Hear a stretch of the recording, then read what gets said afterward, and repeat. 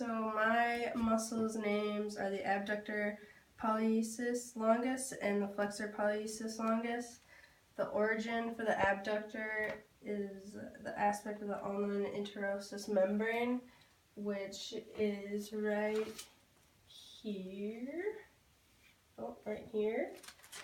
And for the flexor, it's the middle half of the volar surface of the radius, which is right here.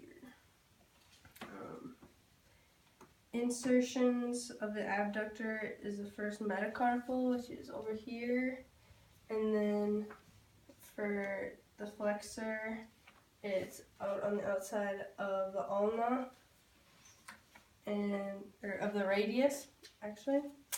And then the primary motion of the abductor is that it extends the phalanx of the thumb, and for the flexor, it's flexing of the thumb. For the primary joints, for the abductor, it's interphalangeal, which is the extension of it. And then for the flexor, primary joint is the flexion of the interphalangeal and the flexion of the wrist and thumb. The antagonist muscle is the flexor pollicis or longus and brevis muscle for the abductor, and for the flexor, the extensor pollicis longus, and then the brevis muscle too.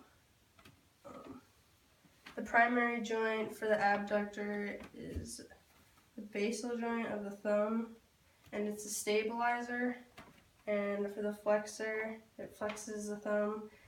Thumb's an interphalangeal joint. So for a stretch that you guys can do is to hold your thumb in your palm and then grip it, and then extend your arm and just move your wrist down. For the flexor, you're gonna place your forearm up and then try and point the tips of your fingers down, and then with your other hand grab them and pull them towards you slowly, and that'll flex the flexor.